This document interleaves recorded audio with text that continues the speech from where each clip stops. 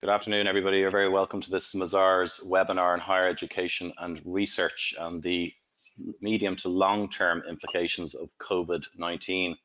My name is Graham Love, a partner with responsibility for higher education and research in Mazars, and I'm joined by, a panel here today. Pat O'Shea, President of University College Cork, Orla Flynn, newly installed President in Galway Mayo Institute of Technology, and the Chairman of Science Foundation Ireland, Peter Clinch.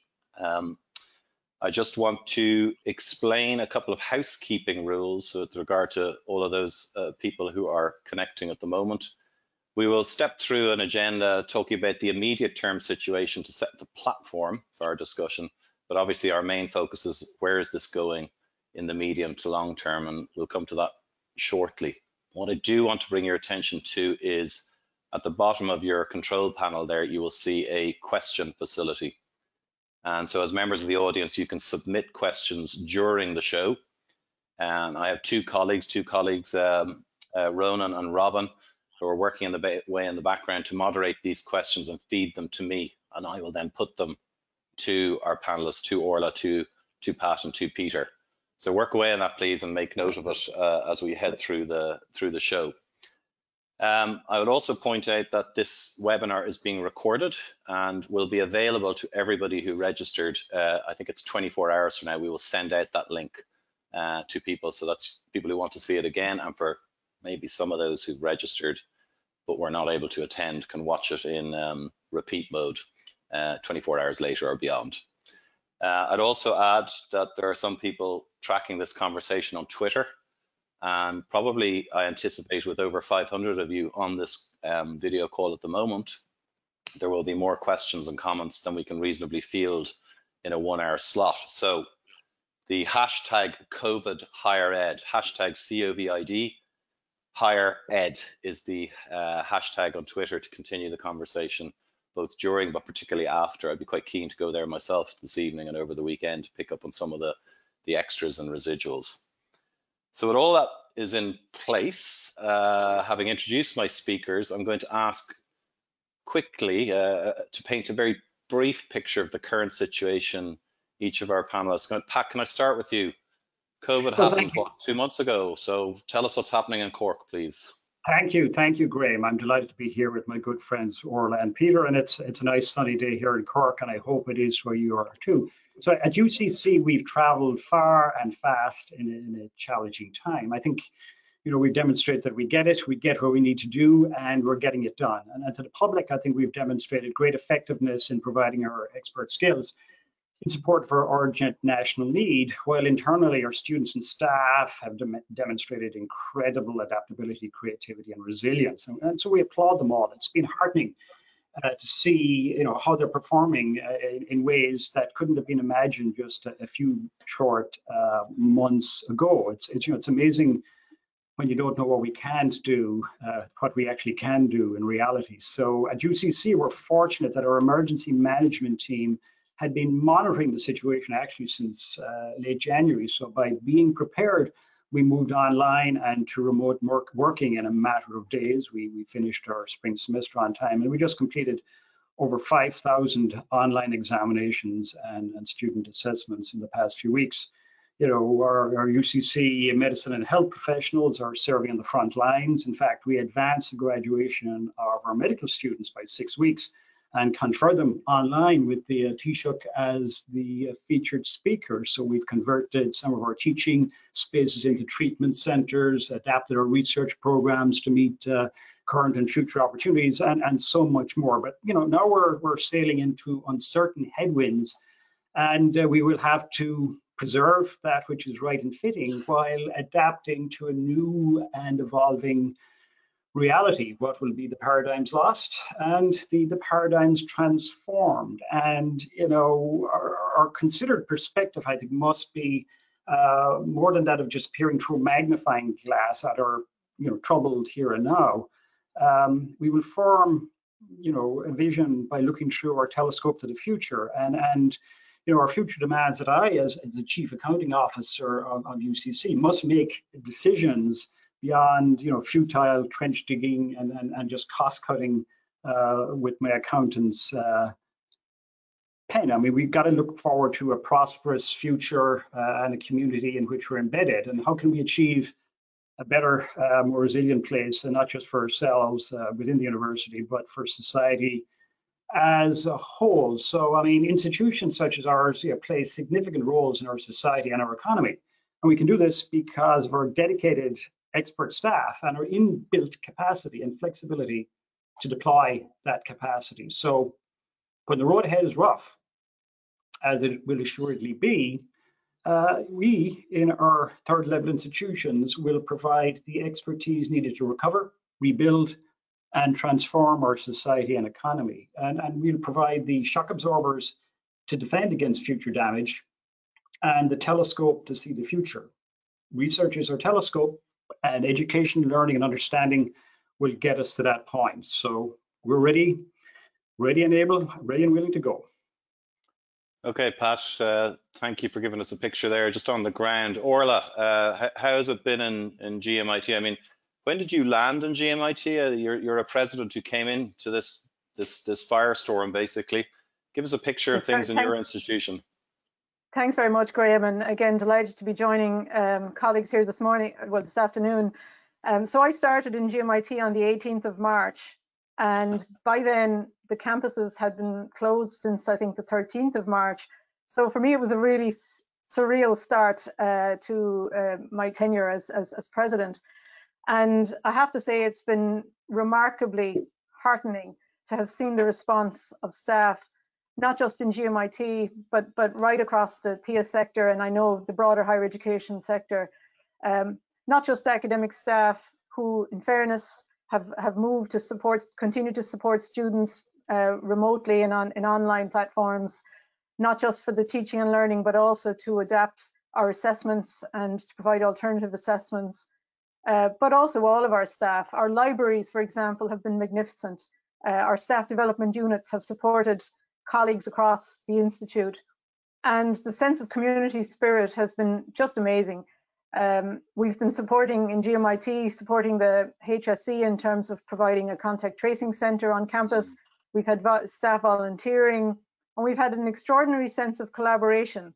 So, and I know Peter will probably talk about collaborative research, but the sense of working with colleagues. I know we've had joint projects on ventilators with colleagues in Sligo, Connacht Ulster Alliance colleagues in Sligo, Letterkenny, a project with NUI Galway. We've been working with optometrists in the region. We've been producing visors. It's been extraordinary. But one final additional point I would say is that our administration has also been working well, even though remotely. I chaired my first academic council meeting in GMIT. There must have been 40 to 45 people over Microsoft Teams. And you know what, it worked fine. And as well as that, our social and community spirit. I've joined in coffee mornings, all online, and very proud of the GMIT virtual choir, which has gained some notoriety and in recent times, but allowing staff, students to come together and to really remember that we are first and foremost a community. Okay, so some pretty positive pictures I'm hearing there. I will come back to sort of, that's been an excellent sort of emergency response. And I think Ireland in general can take pretty good credit for dealing with the immediate problem pretty well, I think in the main. Most commentators would say that.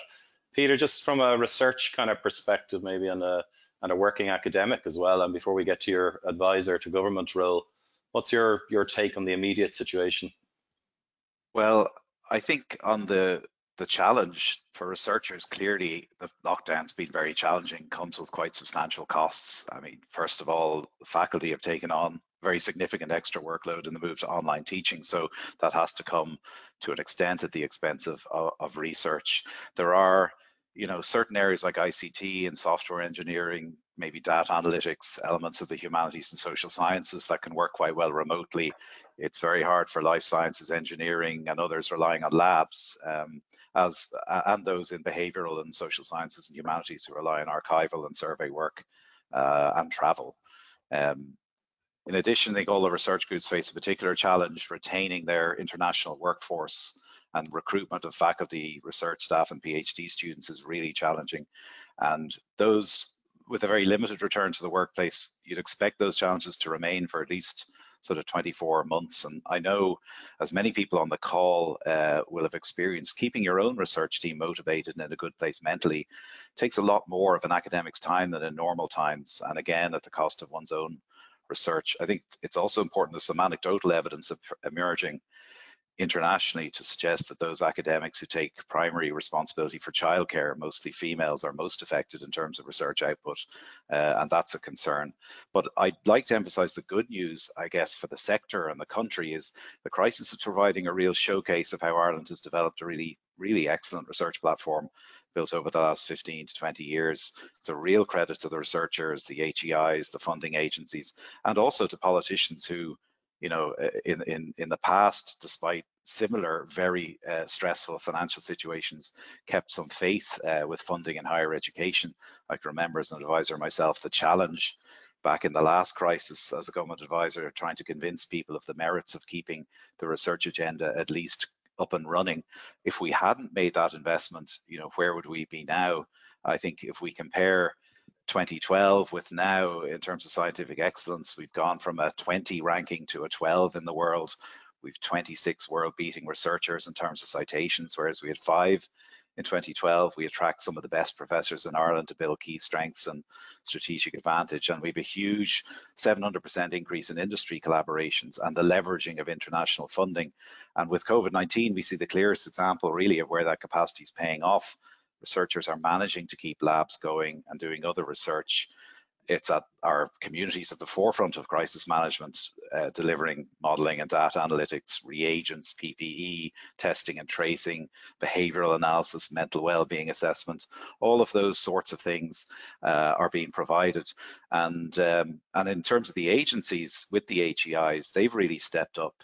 SFI has brought together IDA and EI and worked hand in glove with HRB and IRC in the COVID-19 rapid response call. And we've 26 projects funded so far in treatment approaches and networks and health service structures and delivery, secure supply of reagents, sequencing, breathing equipment, as Orla talked about. And really, it's very impressive to see the strong reputation of Irish research teams as they're forming up with the best global consortia. So the delivery from our research infrastructure is remarkable. And despite the challenge, I think it'll continue to deliver to address the current crisis, and it's a really great showcase. On that, if I can cut in there, right? So we have seen, you pretty much stressed it there. We have seen significant scientific expertise being used by government in forming policy over in the acute phase response. We see Philip Nolan leading the epidemiology group of MFET. We have data modelers in there, I think, from the Insight team and such people, with Paddy Mallon and such people in infectious diseases. Many of these people have come through that investment you just spoke about, Peter, okay? But we have a situation here where we are probably facing one of the severest recessions in any of our living memories. I mean, I don't know which figure exactly you trust, but I'm hearing deficits of 22, 30 billion figures talked about.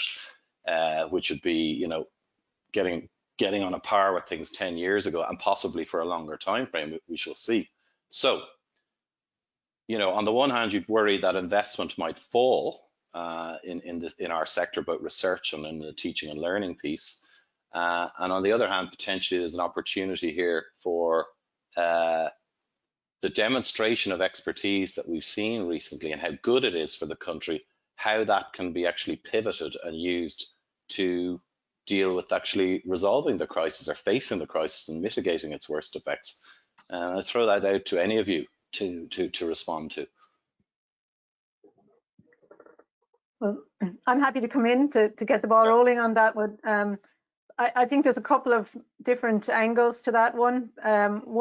When you specifically spoke about the expertise that was there, I think the last recession would have shown that those companies that were better enabled to engage with higher education in terms of research and innovation were the ones that have performed better, and the ones that have been most productive and have been better able to grow. And I think there was a Debbie report in 2016 which pointed to that that future growth really comes from innovation. So any tools that can continue to be deployed to enable us to work more closely with industry and to support industry to be innovative, whether that means to support them in the export environment or to increase their online presence, that's the kind of initiative that I think we need to see in terms of economic development as a starting point. Pat, what's your take on that? I think, yeah, you know, one of the biggest positive things coming out of the investment in research over the past decade or more is not just the intellectual property, the technology, but the education, training, the skill set developed in our researchers who are going off to be the leaders we're seeing now, you know, out there in the public square as we've seen in the past couple of months, but also in government and in industry. And I think, you know, the biopharma industry is strong, has remained strong during the current period, and I think will help us lead out of whatever recession we face. And I think ensuring that we have that pipeline of research connected to education and creating those flexible and adaptable leaders and experts that we can put into the workforce all across the economy will be very important. But can I sort of ask, I suppose, a hard question, because we've seen evidence of the fruits of the investment from 20 years ago that Peter referred to, when Ireland decided to get serious and put money into higher education and research. And those people have matured in that system and are now helping us mitigate the worst effects of COVID. So, and our statistics are rather good, etc. Okay. But if we're facing into a reduced resource environment in the next number of years, how are you and your institutions, and Peter, the labs, your organization, funds, etc., you know, if we're going to face a drop there, how are we going to teach the next swathe of talent to mitigate the next crisis, the next challenge, or simply just to get the next wave of innovation going? You know, let's not forget here, this time round, we don't have what has been a traditional escape valve for Ireland in economically difficult times, emigration, because everyone else has got this problem too. But just to be focused for a minute, what is it you need in your opinion in the institutions and in the agencies and the instruments? Maybe I'll start with you, Peter. What is it that's needed actually in the immediate term to stabilize and platform us for those very recoveries we were just speaking about? Well, I think I'd start by saying, if you're, you know, let's get realistic. What's going to be top of the agenda for government? It's going to be the health of the nation, and then very much it's going to be employment and getting people back to work in the labour-intensive sectors like hospitality and tourism. So it's going to be very difficult to get the attention of the government for our sector in any real and substantive way. So what we need to do is to set out what went wrong in the last recovery process. So we had a spectacular recovery from the last crisis, but that was really supported by continued. Why did we have a spectacular? What was it that gave seed to that? Well, our main reason was we had a very fast competitiveness adjustment. Prices collapsed, which helped. We also traded outside the EU, and we very favourable euro exchange rates that helped us trade back to recovery. But we had also made very significant investments in infrastructure in the run-up to the crisis, which gave us the productive capacity to recover. So we had all of those things going for us, and a highly skilled young workforce, strong inward investment supported by that high-quality business environment, and you had very rapid growth resulting from an expert-led boom. But what was the weakness in the recovery strategy? Investment didn't keep pace with economic growth in key areas. We all know about housing, but higher education, skills development, research and innovation, and climate change all threaten Ireland's competitiveness. And the difficulty now is that the sector itself is coming from a position of austerity, in that we had certainly the universities had roughly a 50% funding cut. So we're actually starting from a much weaker position as a sector than we did after the last crisis. And that's a real worry. And then just to add to that, in terms of specifically the state investment in R&D we have is still well below the EU average. And we had a commitment in Innovation 20 to increase combined public and private R&D to 2.5% of GNP by 2020. And we're at about 1.5%, and the intensity is falling. So we invest about half of what our competitors invest. So there's no doubt The good news is we're one of the most efficient countries in turning state investment into research performance. But the bad news is it's impossible to stay competitive if we allow it to slip like this.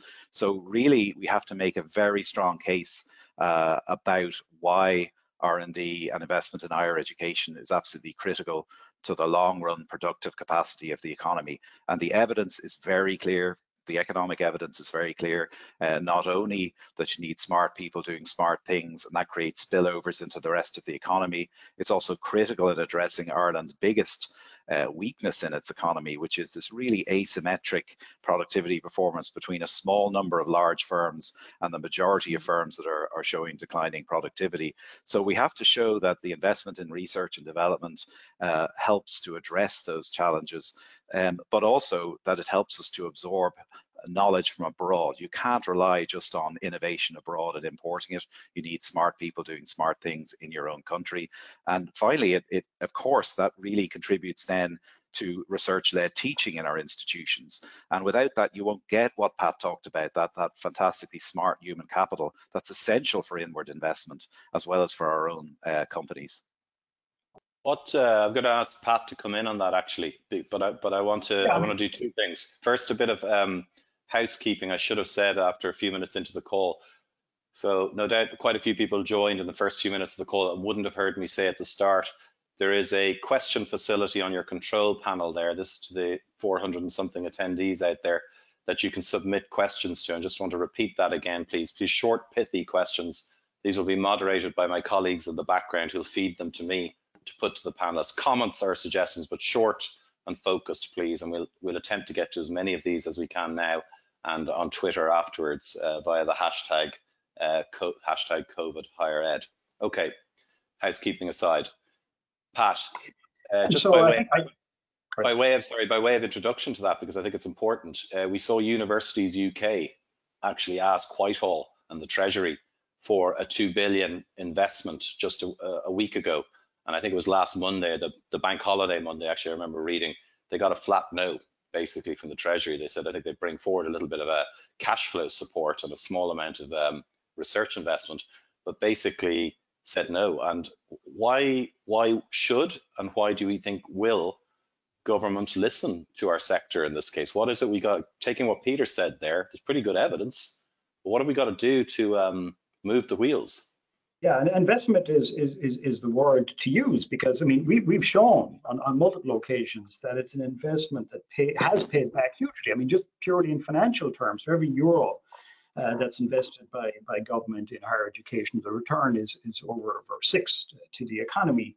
We know that, and we know we're efficient and effective. Our graduation rates are very high for our students. Our research output is very high, as Peter has said.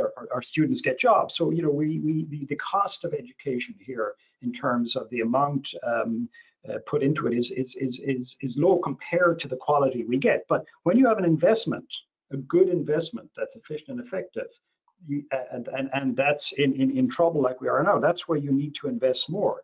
Last year, the European Universities Association basically issued a red alert about the Irish higher education system, saying it was a system in danger because of the underfunding that Peter had mentioned. Now, this was before anything happened. So the patient had an underlying condition, and now we've got an acute attack here. And without government intervention, without an investment, I worry what will happen to those students who are passing through the Leaving Cert system right now. What will be there for them in the autumn and the spring and the summer and the autumn beyond that? That is my worry. This is existential here. This is existential. I'm not asking for bailout. We're not asking for bailout. We've shown that we've done our bit over the past 10 years. We adapted to the previous funding crisis. We did what we were asked to do, still producing high quality education and research. But without support from the government, there is going to be a problem for all the sons and daughters of Ireland, because the Department of Education has been very quiet about higher education over the past several months in terms of what their plans are. And so some action needs to happen pretty quickly. Orla, what's your take on this now? Seeing it from a newly installed president of a significant sized institute of technology across multiple campuses, and one indeed that's involved in a preparatory exercise for technological university status. I'd like to hear your take on this. Well, I'd like to see government investment in the so-called third mission of the universities and higher education institutions, which is really around the notion of enterprise, engagement with enterprise. And again, this is something that in the Institute of Technology sector we've been particularly strong at, but right across all of higher education, we are deeply engaged with the communities in which we sit. You mentioned the technological universities, and the Turn report really points to the technological universities as being potential anchor entities in the regions within which we sit. We would have particular strong relationships with the SMEs, and I was really heartened to hear Peter talking about a number of sectors there that will be particularly hard hit in terms of tourism and hospitality, the lifeblood, as it were, of our society, which is more than just an economy. I think greater emphasis on springboard funding, which will allow us to redirect potentially some of our resources towards supporting industry in the regions. So that would be one issue that I would be really looking to have a very fast response from government on. The second point to note, and you mentioned it earlier on, the issue around immigration. I think in the last number of years, we've seen a much more entrepreneurial focus coming out of our students. And we have students who are exposed to entrepreneurship concepts and ideas and practices, even in undergraduate education in many of our institutes. Many of the incubators and on-campus innovation hubs are doing fine and are trading well and are being supported. And I'd really like to see us focusing a lot more on how better we can support that kind of mindset in our students. Great. Can I come in there? Yeah, go ahead. Yeah, I think just to be absolutely pragmatic, Innovation 2020 is coming to an end this year, which is the main plan. Most people on the call will know, but the main plan embodying everything to do with higher education, research and other matters and their contribution to the economy.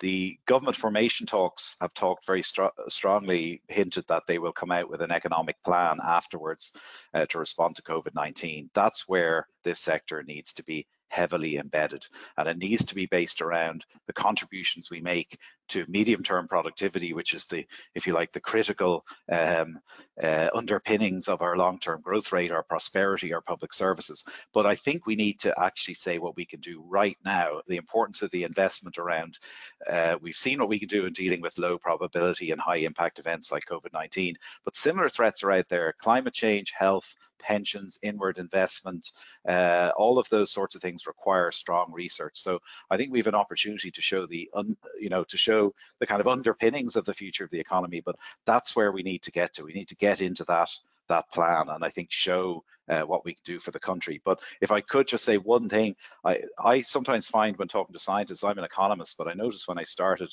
in my position as chair of SFI very recently that when I talked about, the contributions of research, higher education to economic development, people often tend to think that you mean, you're only interested in enterprise and funding for enterprise. But the economics evidence is really clear that basic research is also essential for investment in the long-term success of advanced economies. And even when we don't know the breadth of the application of research, it's really critical for a knowledge-intensive economy. It's the bedrock on which applications emerge that we're seeing now in COVID-19 challenge. You get these convergence of knowledge, and these smart people doing smart things helps us take knowledge from other domains and jurisdictions. So we enhance the overall human capital in the economy, but and from that you get your innovations and spin outs of companies and licensing and social and cultural impacts and inward investment. Can I come in on that piece, because sure. there's a really and Orla, I know you were waiting to come in. I really want to.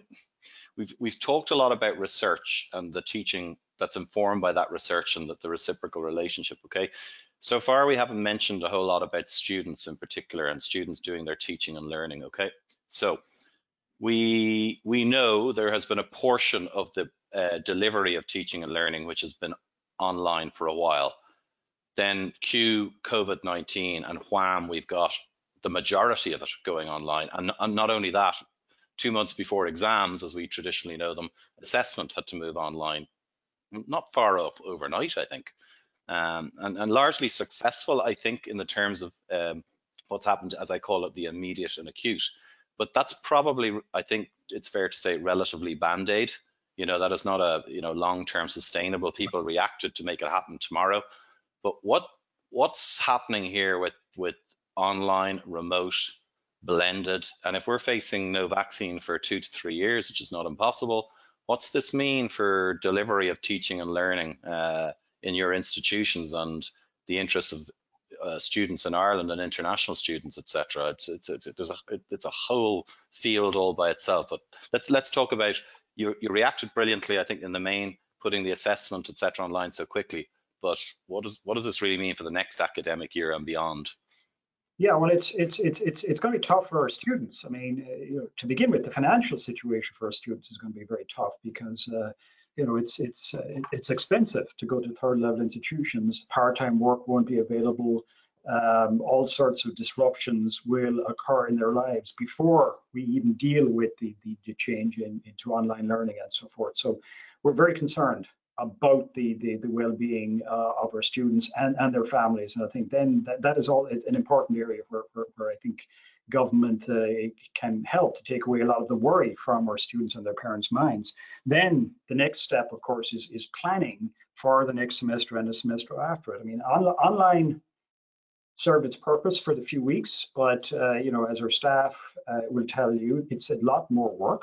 It is not easy, and our students will tell you exactly the same thing. So we're working very hard now to develop various models of online and blended learning, because it's not clear we'll be able to have large numbers of students in classrooms in the autumn. Yeah. Right. So that's a given. So our 300-seat lecture theaters may be able to take 40 or 50. So there's going to have to be obviously some of that larger stuff done online, and then a lot of in-person small group work, I think, is absolutely going to happen. And so that's actually going to be more labor intensive, more work for our colleagues in that regard, because pure online doesn't cut it. Then there are other aspects that will take longer to bring into place related to virtual reality and augmented reality. Because what about the laboratory sciences, the health sciences?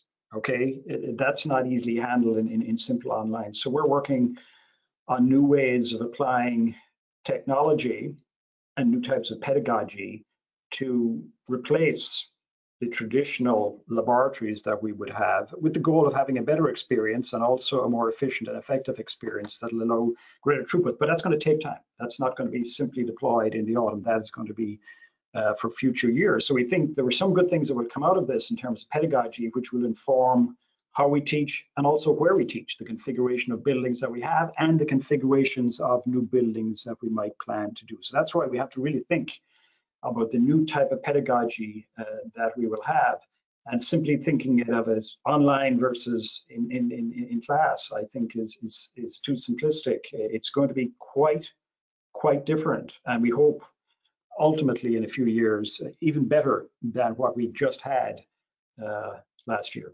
Well, if I could just ask Peter, as a working academic, one of those, put that hat on for a second, you know, doing your courses next year in a situation that has to be physically, socially distant, what does this mean? I mean, I don't think putting things online from a teaching and assessment point of view is simply recording a lecture and lashing it up on an internet site. There's so much more to it: design considerations, you know, interaction. And how have you found it, and what are your thoughts about what this actually means? Are we, as I used in the thing, is this a pivotal change phase we're going through, which we may not come back from?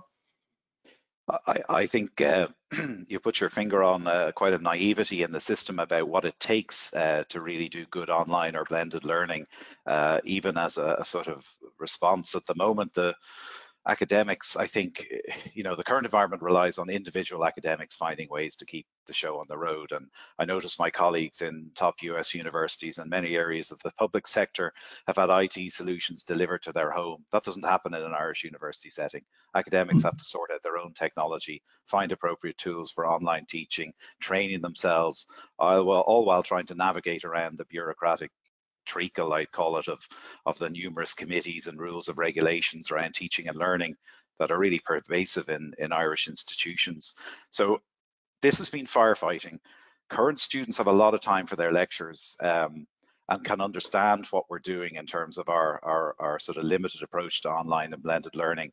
But if we think in the next couple of years, students are going to look around for blended or online, they're not going to look to Irish universities, I don't believe, because particularly at graduate level and international students, because all the good programs have a significant investment in IT support at departmental level, a team to secure rights to use materials, online, design expertise, program management with tailored support for applicants and students. And the Irish university, in my view, Irish university system is highly centralized. Huge investment over the last decade has gone into centralized administration. IT systems are centralized with little or no support at departmental level. We followed the UK model. The US model of delegated responsibility to deans, department heads with delegated administrative and technical support was the better model in my view. And academics in frontline teaching in Irish institutions have little support, which would be required to do competitive online or blended learning. So I think after, say, the next 24 months or so, there might be a renewed understanding of why we need social and physical interaction as an essential element of attending college. But in the next couple of years, if we think we're going to be able to compete online and with blended learning, we're really going to struggle in the Irish system, and that's a big threat. Orla, what do you have to say back to Peter on that, or of interest? What's your take? Well, actually, I think there's a lot to unpack in what Peter just said there. I mean, the kind of model that he's talking about would be incredibly expensive, and I don't expect to see that funding for that coming in the next 2 years. I'd also like to point out there's another aspect to that kind of digital environment, which is our students some of them are in remote locations with poor broadband or lack of equipment, or the struggles in their home environment, and indeed potentially our staff as well. I certainly don't see us moving to a fully online environment, perhaps in some areas. But one of the strengths, particularly of our sector, is the notion of developing thoughtful practitioners. And a lot of that learning involves project work, it involves placement, it involves kind of deep interactions between educators and learners. And that's very difficult, as you pointed out, Peter, to deliver all of that online. So I don't think that we will want, nor are we equipped to go towards a fully online model. Nevertheless, I do think that investment in our IT and digital infrastructure right now would be very, very welcome, not just us as institutions, but also potentially for our audience and our students out there, and I know there's been a number of initiatives. Dell, for example, have made donations during the current crisis, but I think when you get an email from a student at 4 o'clock in the morning, a lengthy email talking about how stressed they are, that's when it gets real, and it hits home to you, the struggles and the pressures that a lot of them are under. We shouldn't forget that. Do you think, notwithstanding that, the kind of investment required and timeframes that are required to put really cleverly well-designed online courses out there, but the reality is, come September, as Pat alluded to earlier, we cannot put the students into the lecture theatres and into the labs in the manner that we have been doing. So we're going to have to do something, and I think it's inescapable that some level of it's going to be online. Just for the benefit of everyone, I guess blended is probably the word of the day, which is that mixture of remote learning with some kind of on-site experience. But what's that going to look like next year? And given, let's talk about that for a second, what that might look like next year from a student perspective. And I'd be interested coming out of that conversation, what might that mean for the long term, if the experiment runs for a while. So I'm kind of interested. Pat, do you want to kick off? What's it going to look like in your institution and what you hear from the other universities? I mean, obviously, if the physical distancing rules are in place, as we've said, we can't have the large lectures. So Some of that's going to have to be online. Tutorials, group learning, small group learning, I think will be part of it. Guided learning in various ways, and it's going to be fairly resource intensive, not just from the IT standpoint, as was alluded to by Peter, but also the personnel standpoint. I think we may actually need more people because the workload, I think, we're already seeing even in the short period at the end of term, the workload was much higher, and to up the quality, like Peter said, is going to need a lot of careful consideration and investment. So we're obviously, and all over the institutions right now, are looking at various models of what might happen, because we don't know precisely when things will start to begin with, and when students will arrive. And so we're adapting our thinking to the various scenarios that we're going to face in the autumn and the spring, and on into next summer and beyond. So I think the first step is to develop the basic outline of the pedagogy models that we will face, and then working with our colleagues to implement them as best we can. But as I said at the beginning, we have to look at this as potentially long term. I mean, we will still have to compete internationally, and so we have to be internationally competitive in terms of the quality of what we do. So that is going to take some serious consideration and some serious investment in people, in support of the students, and in the underpinning technology. So I've Maybe if I could just go ahead, Orla. Sorry, very much. Just to add in there, I think we all, probably from one discipline to another, our approach might vary. Some disciplines will be more easily able to adapt to that fully online environment. Others will be looking at small groups in labs with PPE and so on, social distancing. So it will vary from one discipline to another. But I think also we have had many early adapters to the digital technology and the digital world, and we will have those champions to support people who are maybe more, I suppose, new to this kind of environment. And I have every confidence that we will rise to that occasion. So if I suppose I'd put the question, this is a tough one, and I just remind the questions are beginning to flood in from our attendees here. They've been curated, but just to say to our audience again, please use that question panel. We're on the last 15 minutes or so, and I want to use this time to channel questions from the audience to the panel. And I have one here, which is, I think we've, let me just find it. Sorry if you see me looking to the side. International students, this has been in the media quite a bit recently. Okay, these are the large fee paying cohort that have, whether by design or not, been substantially filling a gap left by state funding over the last number of years. I think I saw a figure of 180 or 200 million. And that is in a system that's what, turnover 2 billion a year or so, higher education in Ireland. That's a very significant chunk. Being blunt about it, they're not coming back right now. Why would they come back, and what are we going to do about it? Hard questions, but that's effectively. Well, I think it's a mistake to say that they won't come back. I think we shouldn't be defeatist in that regard. I think there will still be an international market, and I think we have to work on that, because Ireland is a safe place to live, work, and play, and our institutions are good institutions. So we should not be simply defeatist and roll over in that regard.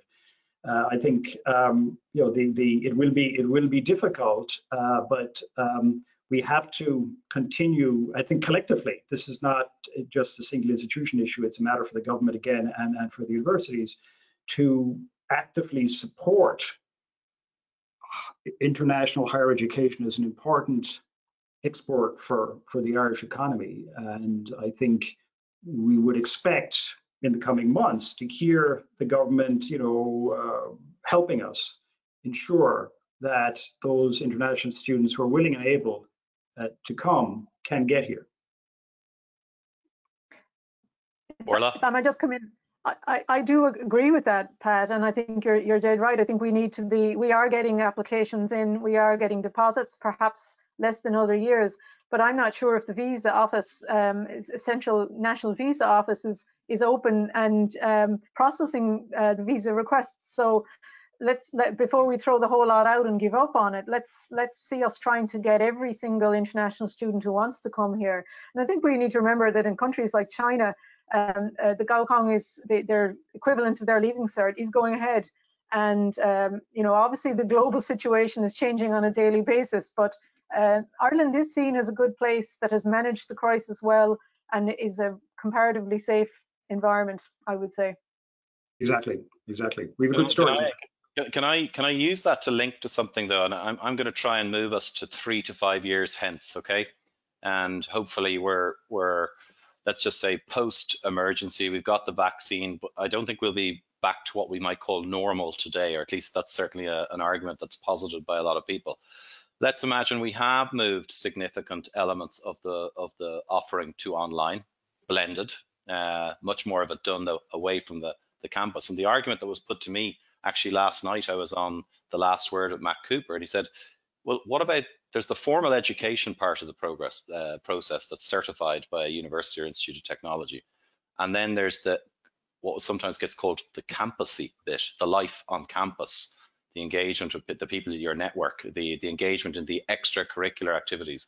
So is this going to become a bigger play by institutions to market, explain and articulate what that is, as opposed to something that may potentially be deliverable online, which is the technical piece, if I could put it that way? I'm kind of keen to hear the views on that. Yeah, I might try and take that one, Graham. I think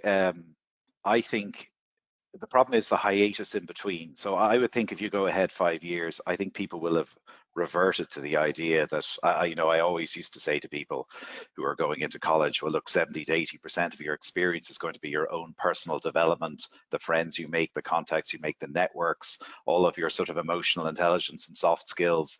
And really the kind of 20% is actually what you learn there. And so I think that is going to come back into vogue. And in fact, Ireland, I think we're fortunate in that we're known as quite a fun place to be. It's pretty good when your main export is pubs in terms of your reputation for fun. So I think we have a good opportunity to sell that. The difficulty is just how we get there in the meantime. I think that's the really big challenge. But I think going hand in hand with that, 5 years time, what you'll see is that universities in Ireland have decided that certain areas of expertise within the university can be marketed well as online and blended learning experiences, and hopefully we'll have channeled resources to those areas so that the universities will be known and the ITs will be known for certain things that they can offer online and blended, and that sort of combination will be what it will look like in 5 years' time. There was an amazing, just to kind of push this argument a bit, there was a wonderful article, or rather a very interesting article in the New Yorker just earlier this week. I can't remember the author's name, but he was positing the idea that a few elite universities would partner with big tech, Google, Facebook, and so on, and they would really bring the tech in and allow them to go online at serious scale. And those few elite institutions would start hoovering up all the students, okay? And therefore leaving other institutions in trouble, in effect, with grants and fee paying and so on. And there was a really interesting response then by a number of people, including academics and students, who coming back at this campus experience lifestyle, saying others would move into the gap that might be left by that, because for most of us, or for a lot of us, there is a significant portion of this which isn't about the technical certification piece. And I'm wondering, are we going to use that in Ireland, given what we've just said about the fact we are generally quite a desirable location, English language, access to the market and so on.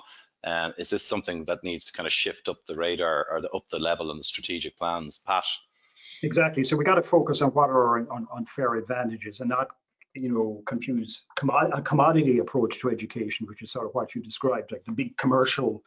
It's the quality, the experience. You can learn a skill online, but you can't really get an education. I mean, nobody, even in a classroom, you can't really get an education. It's what happens outside the classroom, those interpersonal relationships that we're missing right now. And so there's going to be tremendous potential tremendous demand. It's just like, vinyl never quite went away because there was something about it that people wanted. The same is going to happen with the in-person, group learning, tutorial, that kind of stuff will be in demand. Yes, the large lecture theatre with the lecturer at the front. I think that's really going to disappear, but that probably should have gone a long time ago anyway. But that in person, I think, would still be there. That's quality and the connection with research. Again, I mean, the point is that the creation of knowledge and the involvement of the students in the creation of knowledge is absolutely critical. If it's just a commodity, then it'll go to the lowest common denominator. But the strength of our research, as Peter was saying, the connection with education and focus on our values and our strengths in this country, I think will stand us well in the future. If I could come in there, I just think our focus on people is something that has stood to us really well for the last 50 years. And particularly, as I said, in the IoT sector, where we have competence and capability of working with smaller groups of students, working very closely with them, and look at the flourishing of our economy as a result of that. But when we're talking about people, let's not have all the talk about just economic benefit and scientific benefit. Let's not forget about our artists, our musicians, our filmmakers, our poets, all the people who are keeping us sane during the lockdown. And these are people that our higher education system has invested in as well. And let's not forget them in all the talk. We need to keep remembering them in the next number of years as well. And just to add to that, the economic evidence shows that clusters are absolutely critical for economic performance. And that means proximity, physical proximity. And it means bringing together good culture, good social capital alongside all of the technology and knowledge and know-how in universities and good firms. So that matters, and we don't want to lose that. But let me come in, and I'm taking my guide from some of the questions coming in here, which is, and Peter, I think you were the most explicit on this, which is we can see what needs to be done and we can see the relative importance. We talked specifically maybe in the move to much more advanced blended learning, which will take time, etc. But there's a gap between now and then. There is a pressing economic environment. We're a sector that's coming from a point of weakness in terms of investment, quite frankly. 25% extra students with probably 25-30% reduction in funding. We were actually heading for another 25% growth in students over the next decade. Certainly online and blended might be a way to help solve some of this, or help add to the toolkit in addressing it. But there is this kind of period in between, which is we have to do some changes to make those wonderful things possible. So, what are they, and how do we convince the resource allocators that we should get them? Boom. Well, the good news is the government is considering our submissions to the Human Capital Initiative right now. So there are many things that are actually pre-embedded in that, the submissions that all of us made over the past couple of months. So we hope they'll be wise in those investments that they make. But Peter, when you were close to government at the last recession, sorry, Orla, I'll come to you in a second, but you were close to the government 10 years ago when we were pretty much at the cliff edge, and there was a real fight for reduced resources, etc. And amid all the noise and everybody is shouting for their own constituency, are there any lessons to be learned from that process and period that we might calmly take into this next phase? Yeah, I think the lessons are to find some champions within the system. So it's about looking at what incentives the politicians face, and immediately it's the health concerns that spring to mind. And then I'd really like to give a mention to the IoTs from the point of view of their extreme importance to local employment conditions. They play a really important role. So I think it's about providing immediate contributions that are going to be made by the sector, and I think we're showing that already. So it's capturing that very well. I certainly know the IUA, I can see, are working hard on capturing that sort of information. It's about then putting what the university and IoTs and the entire research ecosystem, what would happen if we don't invest in them. And I think what's what the knock-on effects for inward investment, for the productivity of our firms and of employment are absolutely crucial. And while there are lots of other things that are contributed by this, what we have to do is to really imagine what would be going into the economic plan of a new government, and think about how we can be seen to contribute to the various pillars of that plan. For example, where are other challenges? We have COVID-19, but we've a serious housing issue. We've a significant climate change challenge. So it's about building around those sorts of pillars, which are bound to appear in the new programme for government and the new plan, and articulate on that basis the immediate. There's a serious challenge in the next 12 months when it comes to the health of the nation. The next 24 months for the economy is absolutely critical. And I think from my perspective, sorry, go ahead, Orla. I was just going to say what's encouraging about that is the united approach that's being taken sort of centrally in terms of TIA, which is the organization that represents the Institutes of Technology, IUA, HEANet, and other bodies like that are very much working closely together, interacting with the government, various strands of the government to try and drive that agenda. So I am heartened by that, and I think that will deliver a good outcome for us. Okay, I've got 3 minutes to go before we're closing. So I'm going to ask each of you to name one thing you'd like to see happening in the short term. Pat, I'll start with you. You probably have more on your list, but please, one thing you'd like to see happen in the short term.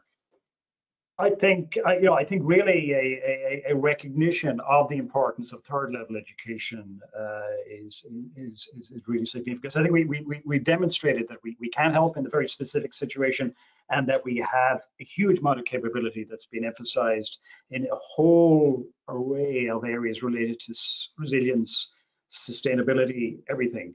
And I think the first step is what I'd like to see is a recognition by the community as a whole that our third level institutions actually can get things done that will help people. And sorry, just to be clear, what does recognition mean in practical terms? Investment, public state investment? No, just acknowledgement, I should say. Like acknowledgement. Okay. That's really a first step that we actually can get. Okay, Orla. I can't argue with that. Yeah, that's a great point, Pat, and one I absolutely would support. But maybe to get into something a bit more, and I have a list as well. But to get into one single thing, any kind of initiative that will enable us to work closely with industry. To me, that seems like the government's investment could actually lift more boats than just one. So investment in initiatives like Springboard, which would help us to work with industries and work with the unemployed, I think that would be something I'd like to see happening as one possible immediate initiative. We could have a whole other I can see a whole future webinar on skills. That will help us in this. And I'm not going to go there right now because it's 1 minute to 2 o'clock. Peter, last shot. One thing you'd like to see. So I would like to see under every heading in the programme for government at least a bullet point for the sector and what it's going to deliver. And specifically, there are plans to put more funding, I know, research funding the way of COVID-19 response. I'd like to see the COVID-19 pandemic rapid response funding call that brought all agencies together in a really coordinated way. I would like to see that receive that extra funding, but I would like to see it then broaden out what it's trying to achieve beyond just the simple response to the health crisis or the difficult response onto a much broader economic renewal agenda. Okay, very good. So look, on that point, as it's just coming up on 2 o'clock, I'd like to thank our panelists, Peter Clinch, Chairman of SFI, Orla Flynn, President in GMIT, and Pat O'Shea, President in University College Cork. I'd like to remind our attendees that there will be a recording of this webinar emailed to your registration email about 24 hours from now. And keep the conversation going on Twitter, please, folks. Hashtag COVID Higher Ed. I can see my Twitter feed being slammed there during the call, but I couldn't deal with it while we were running the situation. But I imagine there's a lot more questions. I think there's 457 of you or something on this call with a lot more questions that we simply couldn't take. I'm certainly thinking about maybe sustaining this type of initiative for more topics into the future, given the level of interest that's out there. but I do promise to get you out by 2 p.m. So with a thank you to our panelists and a thank you to my technical team behind me in Mazars, and above all to the 450 something people who tuned in, thanks very much. Thanks, Graham. Bye folks. Thanks, Thank Graham. you. Bye everyone.